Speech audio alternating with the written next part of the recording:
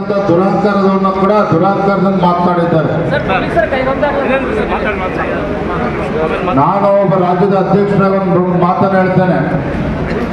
ಅವನು ಯಾರು ಆ ರೀತಿ ದುರಂಕಾರದಿಂದ ಮಾತನಾಡಿದ್ದಾರೆ, ಅಧಿಕಾರ ಶಾಶ್ವತ ಅನ್ನುವ ಭ್ರಮೆಯಲ್ಲಿದ್ದಂತ ಕಾಣ್ತದೆ. ಇದೇ ರೀತಿ ನಾನು ಕೂಡ ಬೆಂಗಳೂರು ಹೋದ್ಮೇಲೆ ಇದ್ರ ಬಗ್ಗೆ ಹೇಗೆ ಮುಂದೆ ಕಾನೂನು ರೀತಿ ಕ್ರಮನ ಕೈಗೊಳ್ಬೇಕು ನಾನು ಕೂಡ ಚರ್ಚೆ ಮಾಡ್ತೇನೆ.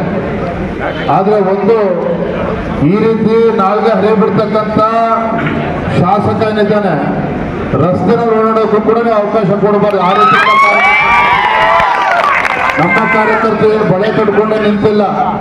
ಆಯ್ತಾ, ಈ ರೀತಿ ದುರಂಕಾರದಿಂದ ಈ ರೀತಿ ಮಾತನಾಡ್ತಾ ಇದ್ದಾರೆ. ಅಧಿಕಾರ ಶಾಶ್ವತ ಇಲ್ಲ ಅನ್ನೋದನ್ನ ಅವ್ರು ನೆನ್ಪು ಮಾಡಿಕೊಡ್ಬೇಕು.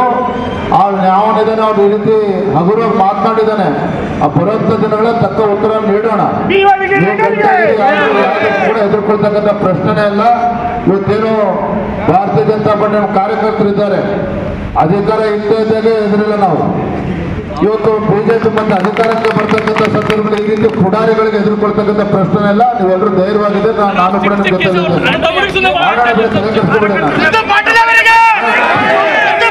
ದುರಂಕಾರದವನ್ನ ಕೂಡ ದುರಂಕಾರದಿಂದ ಮಾತನಾಡಿದ್ದಾರೆ. ನಾನು ಒಬ್ಬ ರಾಜ್ಯದ ಅಧ್ಯಕ್ಷರಾಗಿ ಒಂದು ಮಾತನ್ನು ಹೇಳ್ತೇನೆ.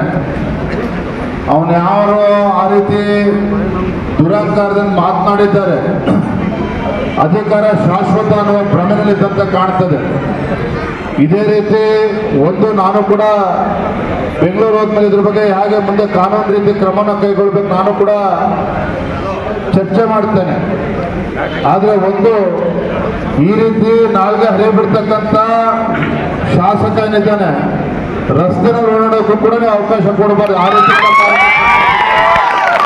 ನಮ್ಮ ಕಾರ್ಯಕರ್ತರು ಬಳೆ ಕಟ್ಕೊಂಡೆ ನಿಂತಿಲ್ಲ.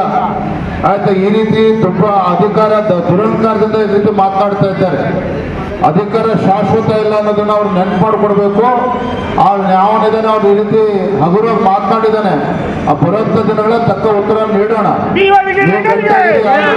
ಕೂಡ ಎದುರ್ಕೊಳ್ತಕ್ಕಂಥ ಪ್ರಶ್ನೆನೇ ಇಲ್ಲ. ಇವತ್ತೇನು ಭಾರತೀಯ ಜನತಾ ಪಾರ್ಟಿ ಕಾರ್ಯಕರ್ತರಿದ್ದಾರೆ, ಅಧಿಕಾರ ಇಲ್ಲದೇ ಇದ್ದಾಗೆ ಎದುರಿಲ್ಲ ನಾವು. ಇವತ್ತು ಬಿಜೆಪಿ ಮತ್ತೆ ಅಧಿಕಾರಕ್ಕೆ ಬರ್ತಕ್ಕಂಥ ಸಂದರ್ಭದಲ್ಲಿ ಈ ರೀತಿ ಪುಡಾರಿಗಳಿಗೆ ಎದುರ್ಕೊಳ್ತಕ್ಕಂಥ ಪ್ರಶ್ನೆ ಇಲ್ಲ. ನೀವೆಲ್ಲರೂ ಧೈರ್ಯವಾಗಿದೆ, ನಾನು ಕೂಡ ನಿಮ್ಗೆ